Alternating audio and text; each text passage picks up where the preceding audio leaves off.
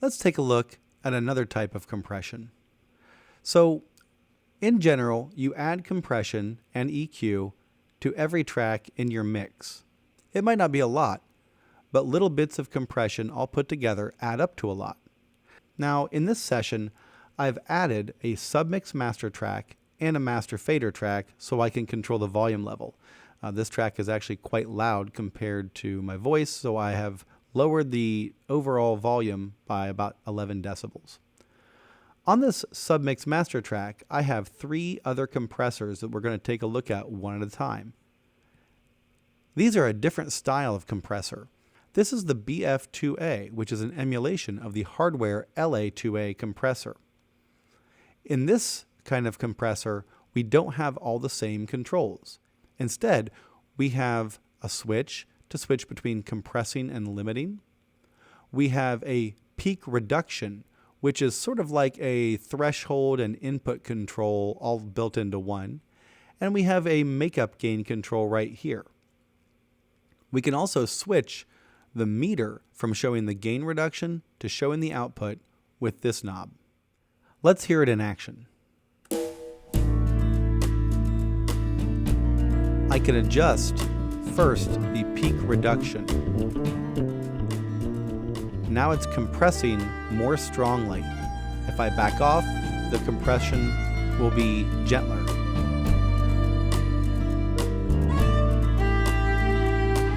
Right now I'm getting about 1 decibel up to 3 decibels of gain reduction when the other instruments come in.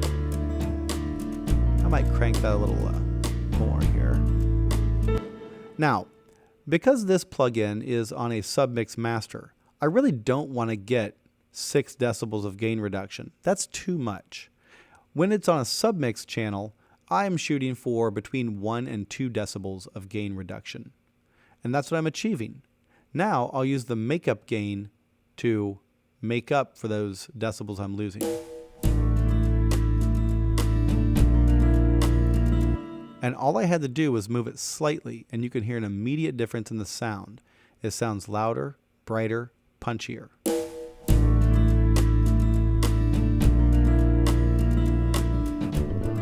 No compression, compression. No compression, compression. Now I realize that for a beginner this can be very difficult to hear, and that's okay. The thing I want you to do is to just try. Now we're going to bypass the BF2A and look at the BF3A. It's similar except the controls are reversed. You do have the compressor limiter switch, and now peak reduction is on this side and output gain is on this side, and the meter switching switch is right here.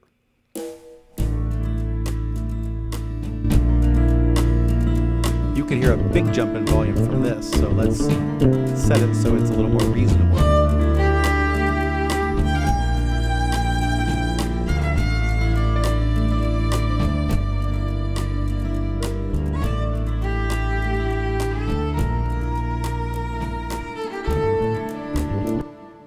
It is easy on these plugins to have too much compression, so you want to be careful. But I hope that you can hear when we bypass and unbypass this that there is a noticeable difference, not just in the volume level of the track, but in the timbre of the track, in the punchiness, the quality of the sound.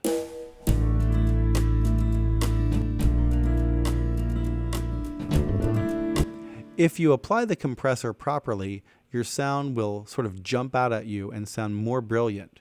If you apply too much compression and squash the sound too much, it will sound dull and lifeless, or it might sound like it has like a pumping effect on it, which we don't want in this kind of a setup. Now let's look at the last compressor here, and it's BF76. If you don't have these other 2 compressors, you certainly have this one. This has an input and an output knob, and again, this is like a sort of an incoming signal plus threshold control. The output would be your makeup gain. You can adjust the attack and release times here, but these attack and release time settings are different than the other ones. In this case, it's not a time unit, it's a number. So all the way to the left is slower, and all the way to the right is faster for both controls. All right, this is not like 3 milliseconds and 5 milliseconds. It's just a number indicating that 7 is faster than 1. There's a ratio control here, but you don't have the same amount of control. You can choose 4, 8, 12, or 20 to 1 ratio. And you can switch the meter between gain reduction or these two settings for output, or you can turn the meter off altogether. I'm going to leave it on gain reduction. Let's listen.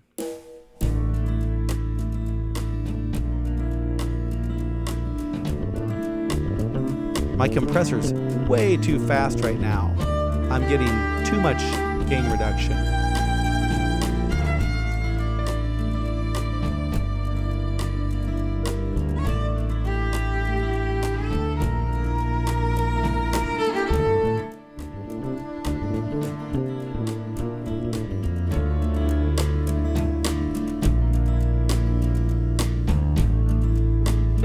Let's hear the difference.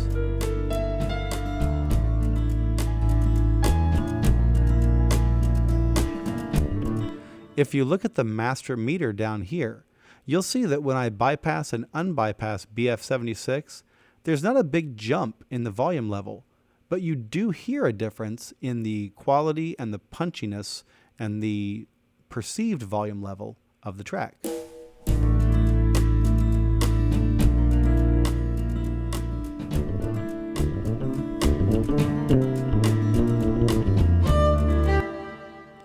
So when we use compressors in this way, and we put one type of compressor directly on the audio track, and then those are routed to a submix track, and then possibly to a submix master with additional compression at each stage, this is another kind of serial processing.